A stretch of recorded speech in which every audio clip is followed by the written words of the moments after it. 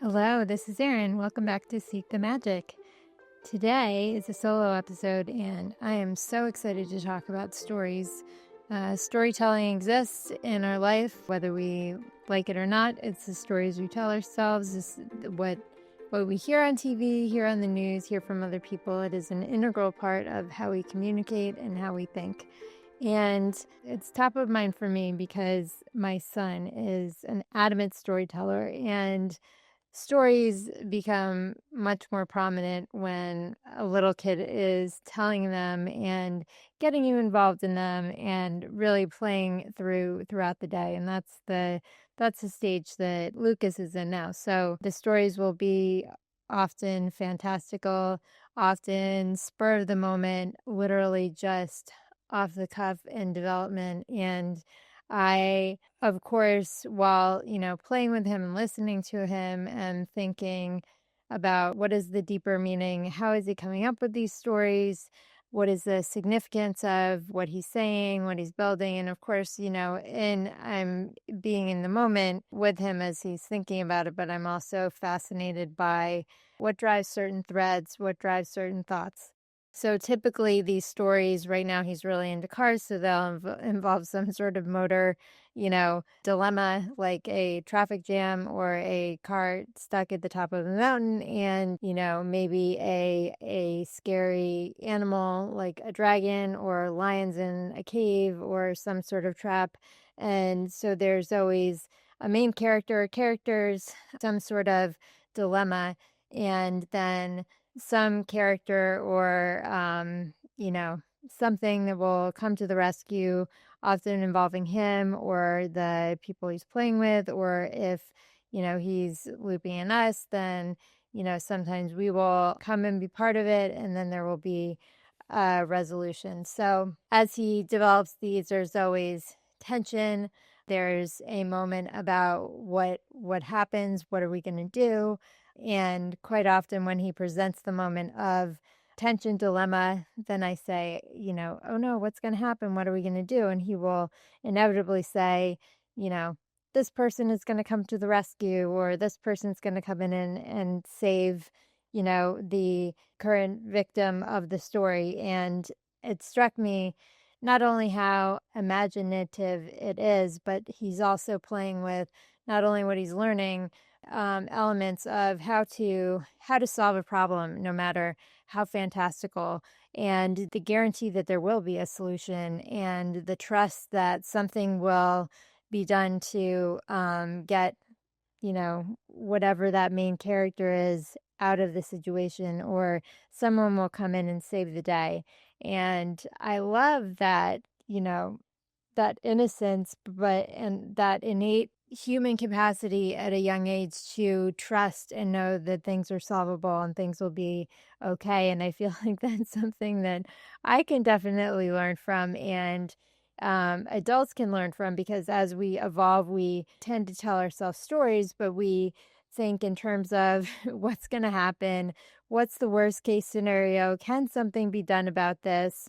There's not always the search for the resolution or the trust in the resolution, and that something is going to turn out in a positive way. And I think we can learn from our kids to lean into solving a problem, lean into the trust that there will be a resolution, and that things will turn out okay. And I realize that not everybody agrees with that philosophy of, thinking things will be okay. And there's lots of issues in the world that are certainly tragic. But I think looking back as children, we can take a lot from that philosophy.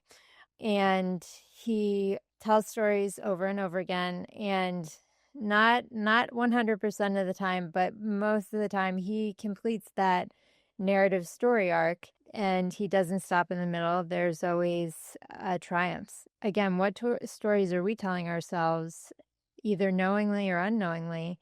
And why do some of them just seem to get stuck? Or are we stuck in some stories? And can we help resolve some of them, or think of ways to reframe we're telling ourselves so there is more of a resolution in our lives so we can develop and be more caring, kind, hopeful individuals. So, as evidence of young kids telling stories, we are story making creatures. From the moment we're born, we think of how things fit together. Our brains are wired to see patterns, narratives, how things begin, transform, and resolve. As children, the stories are crazy. There's less frameworks and filters in our mind. We don't have a developed prefrontal cortex. So the imagination is just wild and creative and amazing. And I think as we develop, we lose that. And it would benefit adults to try to take some of that back and take some of that creativity back. And that would help us be all the better. As we grow, our stories shift. They become more grounded in truth, in patterns, in things that we're told. And they're not the let's invent a story. It's not that the stories go away. It's that they become patterns. They become ingrained in our subconscious. And maybe we're not as interested anymore in developing those wild stories about a kangaroo and a trek in the mountain and, being rescued because practically it just doesn't make sense to us. When we're older, we can still tell ourselves stories, and I think older children certainly do that too. They're more grounded in reality.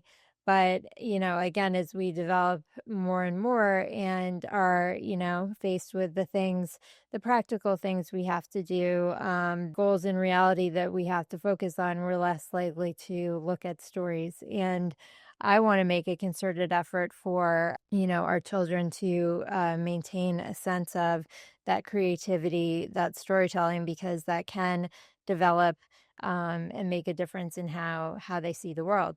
We tell ourselves stories like, "I'm late. I missed my window. This isn't for people like me. I'm being selfish. I can't switch careers right now. I can't play basketball. I can't do this."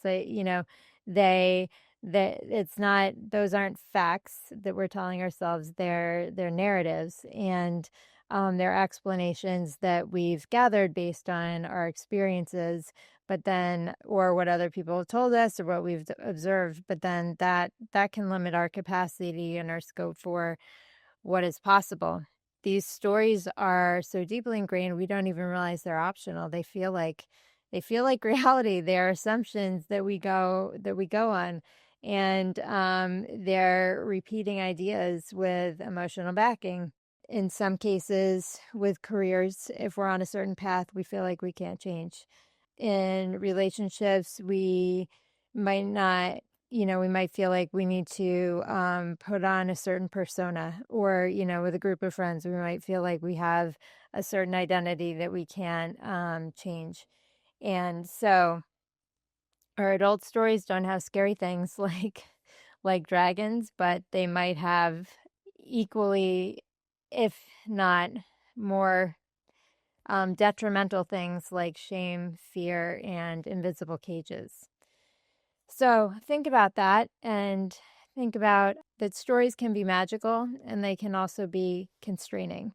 But the opportunity is to reflect on the stories that are spoken and the stories that are unspoken, and to decide which ones you want to change, and think about which ones have held you back. So the magic in this is that we have the power to tell and create stories, and that can hold us back, but then it can also lead us in new directions. So think about what stories you are telling yourself, or, what stories the world has impressed upon you that you might want to change. In my own life, the one that is dominant right now is, what can moms do? How can moms, hold a career and be good moms? And how can they balance it all. And there's like lots in the news about what, that moms have it really hard and that it's difficult to do and balance everything. And yes, that is absolutely true.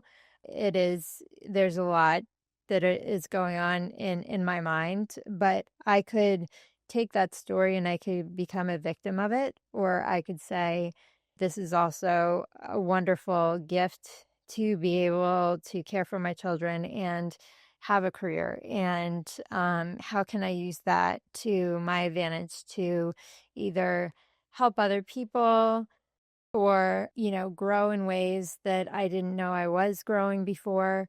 How can I take that and think of how that will help me grow? And I do feel the difficulties every day. I certainly feel certainly feel tired, but at the same time, I I feel like because I'm a mom, I'm a better business person. I'm more honest and connected with people. I'm more efficient with my time because I am business person and am a marketing leader. I feel like I bring my full self to my kids when I'm with them. And so I don't, those two things together, while difficult and, not necessarily create the easiest at this moment right now for moms, there's two ways that I can think about it. And there's two story explanations that I can choose to tell myself. And I choose to tell myself that it's a great gift and that it allows me to develop in ways that I have never encountered before and I wouldn't have been able to do otherwise. Think about if you could write your new story, what would that be? If you're in a middle chapter right now, where did it start? Where are you going? And what do you see for yourself in the future? The creative narrative arc that's been identified in literature and also can be seen in real life is the hero's journey, which is a ancient map seen in myth, literature, film, and Joseph Campbell talks about it quite frequently. So I want to walk through it together because once I learned about it and started to dive more deeply into it, I found more meaning in the things I was watching and learning about, and then I just like to reflect upon it because it is a beautiful arc that traces all the individual stories that we see and hear and experience, and it brings them all into one universal experience that we all have, which I think is a beautiful thing. So, stages of the hero's journey. First is the ordinary world. This is the life before change, often comfortable, but seen as unfulfilling. So, examples of this: Frodo in the Shire, Moana on her island, you in a job that's fine, but, there is a part of you that says there's more. Second stage is the call to adventure, which the part of you that's saying there's more, a nudge or a longing to grow, explore, and shift. So this is when Moana hears the ocean. Simba in The Lion King is called home. You feel an inclination to do something different or write or sing or be a teacher or any variety of things, completely switch careers, go back to school. That call to adventure, that innate feeling is scary, uncertain. So after that, the third stage is the refusal of the call. Doubt or fear, it keeps you stuck. It is very hard for our minds and our egos who want to protect us for us to override those because what you're doing now is known and it is safe and it feels comfortable. So the refusal to call is the moment when doubts and fears keep you stuck. I can't. It's not the right time. In The Matrix, when Neo resists whether he should take the red pill or the blue pill, or Moana turns back from the island. Does it sound familiar? I feel like we go through these experiences all the time because we do get a lot of nudges for things to do. The fourth stage is meeting the mentor. A guide appears, someone who sees your potential. So in the mythical world, that would be someone like Yoda or Glinda, or in real life, it could be a therapist or a friend that cracks you open, but it could be something as simple as a podcast episode or a book or, something like that. So as much as I would love for Glinda to float in every time I am trying to make a decision and she's like the sign as to what I should actually do, sometimes the nudge is much more subtle, and then we need to go into ourselves and figure out whether to follow it. But, that is a magical moment because, the truth to follow is really in you as much as we would like for that answer to be external. The most beautiful part is that it is coming from you, which is also the scary part too, because then you are dealing with that uncertainty and not the external validation of certainty. So 5, crossing the threshold, deciding, yes, I'm going to write. I'm going to switch careers. I'm going to go back to school. In literature, Frodo leaves. In movies, Moana sails. You commit to doing something, you say yes.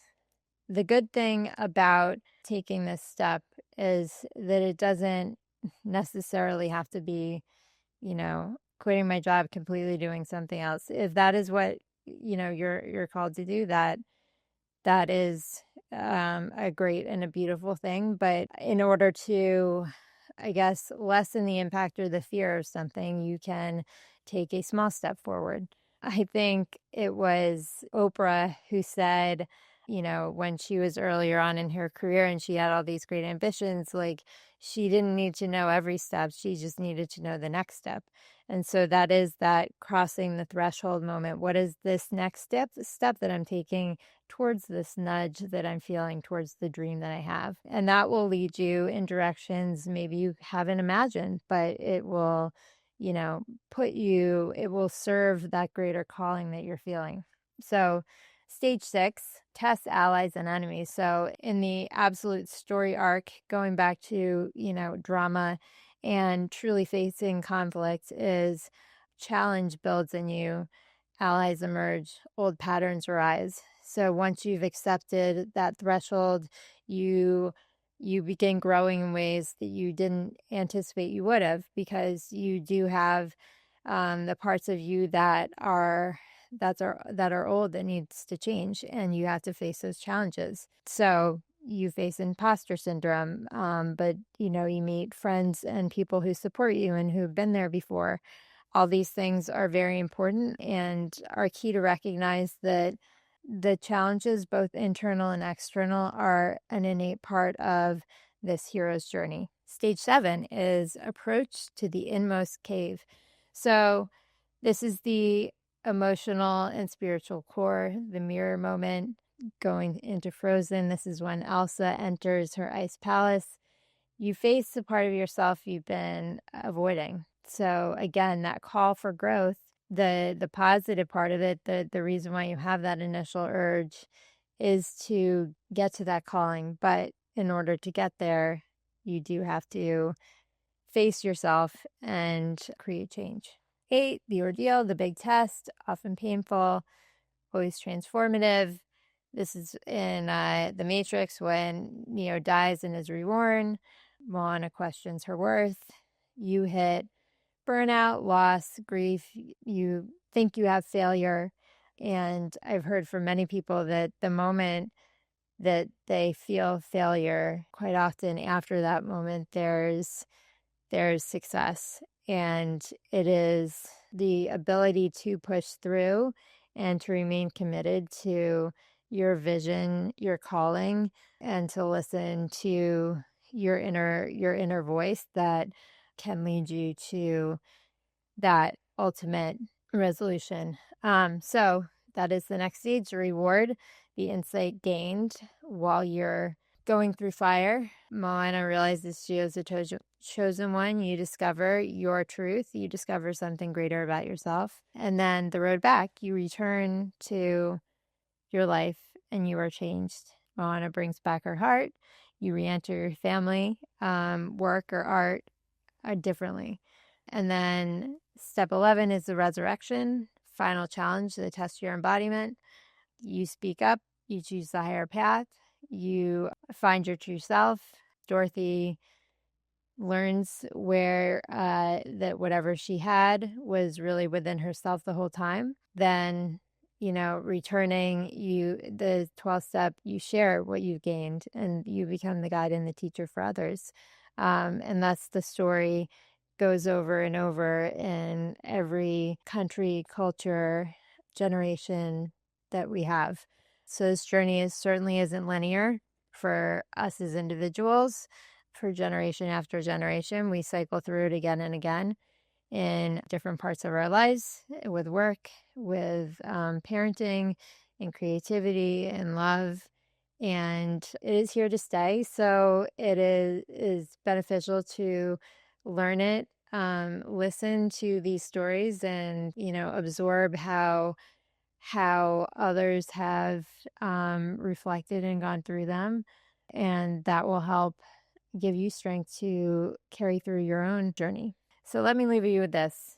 Maybe my son's stories about flying kangaroos or treks started in the mountain aren't just, silly and fantastical things. Maybe it's a reminder for us to think about our stories, to think about how we can creatively build our stories, that we can identify what the problem is, what the big scary, lions in the cave are, or what we're stuck in the mountain, how we can be our own heroes to come to the rescue, or how we can ask for help of others to come to the rescue, and how then we can develop from there, because it's in that period of conflict where the hero comes. And unlike kids and in these stories where my son is, automatically building the resolution and someone definitely comes to the rescue, let's trust and let's know that we have the power to come to the rescue, to build a resolution, and to be stronger people for it. And it is in those moments of challenge where we grow, and those are really moments of magic, because they are helping us become better people and better humans for ourselves, for the people around us, and for the world we have. So I invite you to think of moments of challenge as new ways of seeking magic and finding magic, and I hope you can find the magic in your day today. Thank you. Take care.